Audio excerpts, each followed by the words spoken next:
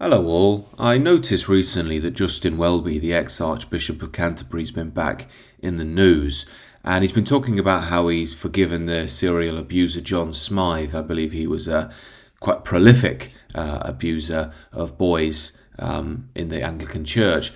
And I wanted to cover this because forgiveness is central to the Christian tradition, but I think central to any spiritual life, but so poorly understood. And I have to say, it seems to me to be poorly understood by even people like Justin Welby. I'll link a BBC article on Welby and some of his statements below.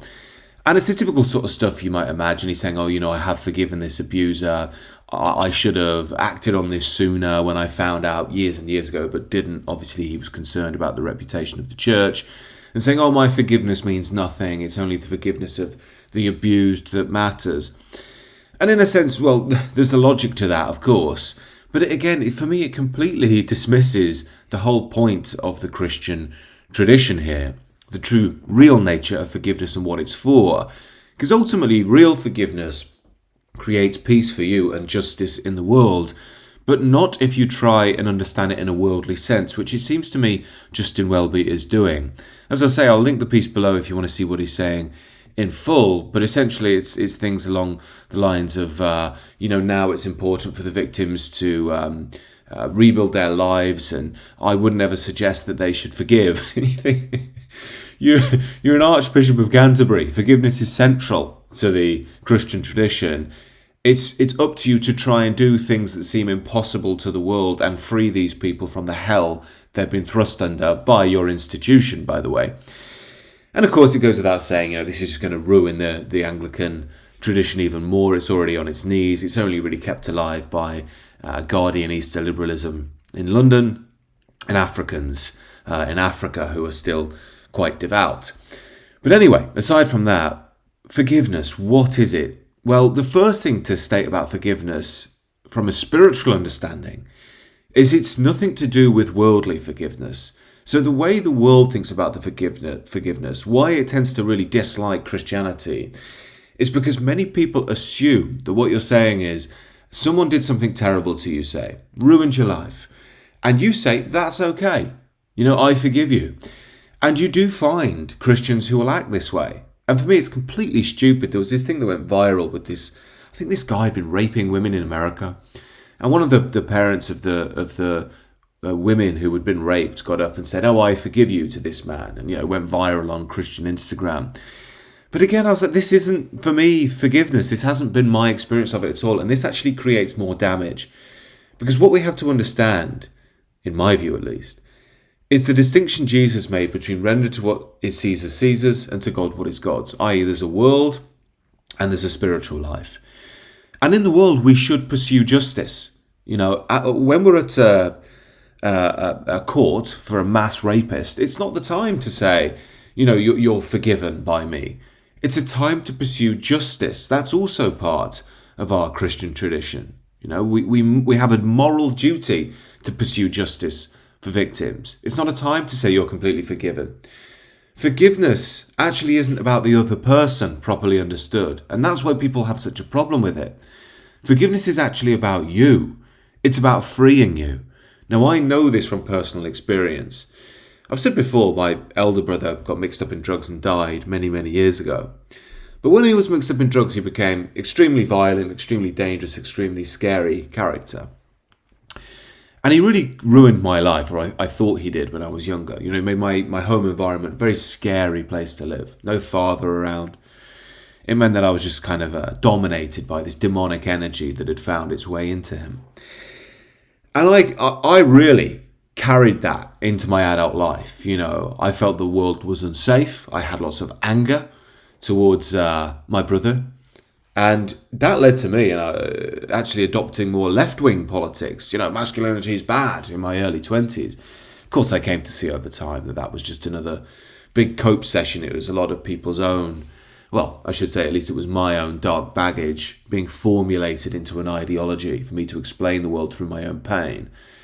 And I had to deal with that pain to get more of a neutral view of life. But anyway, the point I'm making is, as I got to my mid to late 20s, I started to hit the wall a bit in life. I found I just wasn't feeling well, drinking too much, pursuing women I shouldn't be pursuing, And I thought, my life isn't going in the right direction. And I had to start doing some real spiritual work on myself. Luckily, I met some good people who guided me. And one of the things they presented me with was, look, you have to forgive, because this is destroying you from the inside.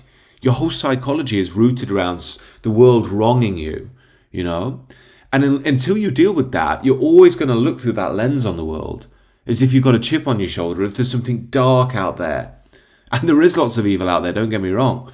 But the problem was, my de facto view of the world was one of defensiveness, siege mentality, pain. And I had to deal with that first. Now, it took time to deal with that. And I'm not saying, like, again, you'll see in the mainstream, we just forgive, like Christians, because we're so magical. We just forgive. That's not how it works, at least in my experience and the people I've known on their spiritual journey. Forgiveness is like growing a plant. You've got to water that forgiveness with spiritual understanding, spiritual learning, inquiring into your history, understanding why people did certain things. Were they ill themselves? Were they driven by dark forces themselves? Were they damaged? Very often we'll find they were. Then we find that really they're just reliving their own hell in other people. Now, as we start to water that plant, eventually it produces a fruit. That's the fruit of forgiveness. And you don't have to pick that fruit. It drops off by itself like an apple on an apple tree. It just goes by itself. That's the true spiritual life. You don't really have to do that much. Just open yourself up to the revolution that will happen within you. Now, once that happened for me, I felt that my forgiveness towards my elder brother went away in about 2 weeks. Sorry, forgiveness. I forgave my elder brother in about 2 weeks' time. Completely gone. Resentment gone completely. And that's when I knew, okay, this spiritual stuff is real. This isn't just some nonsense that some people are coming up with to sell you a load of crap. This works. And my life changed from that point on. I just didn't have that anger. The world was more neutral. And then I could enjoy peace, I could enjoy spiritual expression, and so on. So what I'm saying is here that, again, when it comes to these terrible cases, yes, justice should be pursued. It should be pursued immediately. And the reason why people like Welby don't do it is because they're frightened of the world's judgment. They can't know that this has been going on in the Anglican Church. And of course, what they're doing there is an act of pride. It's not an act of true spirituality, which would be you immediately deal with the problem. You immediately let the person that's doing this see justice immediately, because you're going to stop the terrible behaviour. But when it comes to your own life, it might be hard to forgive, quote unquote, that person that's doing this behaviour. But what we don't understand is you're not saying that his abuse is okay. That's not what forgiveness is. Forgiveness is acknowledging that we may have made a tie in the world that can turn around to destroy us down the line. A classic example of this is Romeo and Juliet. Capulet kills Montague, Montague kills Capulet, and on the cycle goes. And that is why forgiveness is so imperative. Again, it's why Christ died on the cross. It's the great end to sin, the great end to hell, and its purchase on the world. And again, it's not that we have to be as advanced as Christ, but we can work towards that place where we realise the world is demonic and demons running people. And while there is, of course, a time for legitimate sorrow, grief, pain, anger, that in time has to pass through so your soul can be freed and you can truly live free of the hell of the world. Now, admittedly, some people have been plunged into that hell to such an extent that it's hard for them to ever come out. And again, those people deserve justice. Of course they do.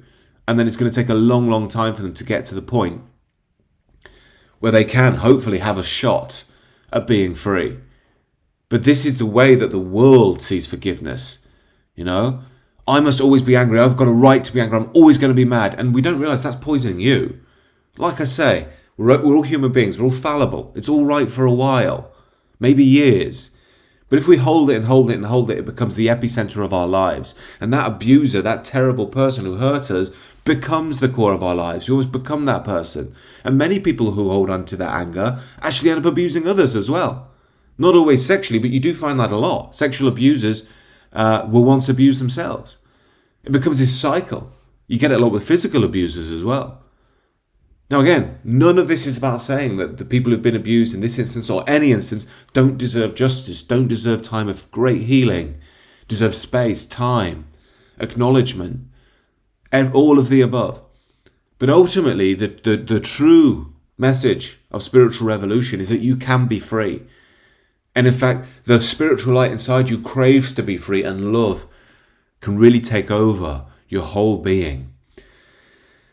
And again, it just pains me to see that the Church of England just doesn't seem to share this message. It seems to share the message of the world, and in fact just be defensive and try and hide from the world. You know, the only way to deal with these things is to be like, there is great sin here. Great sin, and it needs to be acknowledged, and justice needs to be sought in a worldly sense, but in a spiritual sense we need to go much deeper and figure out how to free people from the hell that we've forced them into. But again, this is what I'm saying, it's a weak tradition now. It won't do that for people. Just a few happy Coldplay songs and hymns, and let's read The Guardian and talk about, you know, how great multiculturalism is. That's all they're going to do. It's extremely sad. But it doesn't mean there isn't real paths out there still for people who do want to go on that journey of spiritual growth. And I'm not saying it's easy.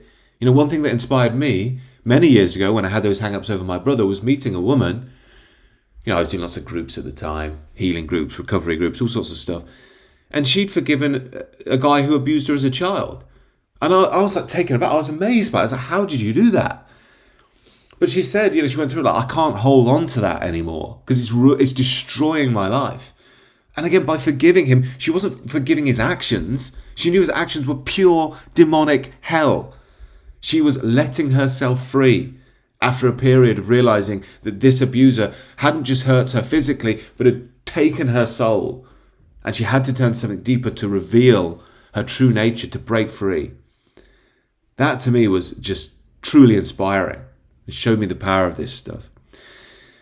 So, this is a heavy video, but I hope it hits the spot with someone out there. Because this stuff really is the key, and the world does not understand forgiveness. It thinks about things in this eye for an eye way. But real forgiveness frees you, it creates real justice in the world. And it's not the way that Justin Welby are describing it. It's not the way the world describes it either. Of course, I am going to start doing group work on this stuff down the line. I'll probably let you know when the next one will be, maybe in a month or so. I'll set something up. Do let me know if you're interested. Reach out in the meantime. And please do like, share and subscribe. I'm trying to grow this channel. It's really helpful if you could aid me in that regard. Do take care and enjoy the rest of your day.